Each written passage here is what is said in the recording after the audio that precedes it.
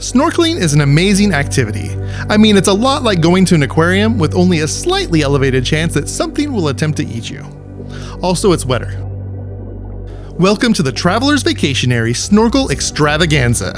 This trip launched from Key Largo, Florida, which is one of 800 keys in the south of Florida for which there appear to be no locks. Although there are 31,460 locks in Scotland with no keys to be found, so... Oh wait, according to the internet, a key is a small, low-lying coral island. Yeah, that makes more sense.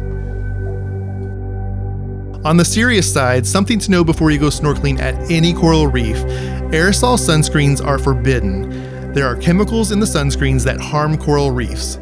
So make sure you order some reef-safe sunscreen before your trip. There are several types of coral reefs. There are barrier reefs, atolls, patch reefs, and this reef is called a fringing reef, the defining element being that it is separated from the land by a shallow lagoon. You will notice that the water here is very blue.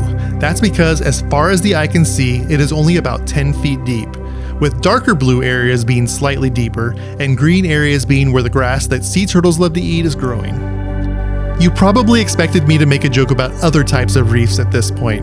I just didn't find them funny at all. Wait for uproarious laughter, and... I have only been snorkeling one other time in my life, and it was in Hawaii when I was 16. In Hawaii, it was a bay and the water was very still. In Florida, when we left the boat, we had to swim against the current to get to the reef. At first, it seemed very difficult.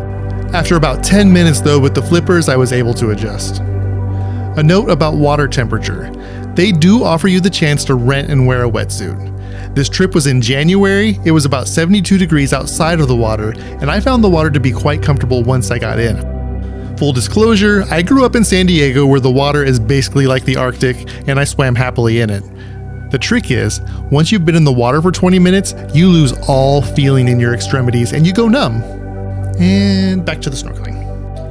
I know what you're thinking. I too had the same two thoughts before I went snorkeling because I too have seen the movies Jaws and Open Water. First off, let's address sharks. For all of the millions of people who enter the oceans each year, there are usually only around 50 to 70 shark attacks, only 13% of which have been on snorkelers, which is around 8. Mostly the types of sharks you will see while snorkeling are reef sharks and nurse sharks like this one. They don't want to eat you. Shark attacks are usually a case of mistaken identity. They think you are one of those people who owe them money. Wait, that's loan sharks. And then there's the fear of getting left behind. You are in a fairly large group. Just make sure you stick near other people and listen for the horn that tells you to go back. And I know it goes against everything your parents taught you, but follow the crowd. You'll be fine. If you were on the edge about whether you will go snorkeling, I say do it. I had a lot of fun, and this isn't the type of thing I would normally have thought of doing. It's adventure, relaxation, exercise, and discovery all in one activity. If you think you can't swim for that long without touching bottom, they provide life jackets that you can put as much or as little air into as you like. They even provided pool noodles so you were still able to stick your face in the water while floating. So I say, if you find yourself in a place where snorkeling is a possibility, take the trip. Unless it's Australia because everything wants to kill you there. If you found this video at all entertaining, stick around and watch another one. Maybe even subscribe. Seems like the thing I would do. Thanks for watching anyway. Coming up, I've got trips to the Everglades National Park and the Smoky Mountains National Park. Again, thanks for watching.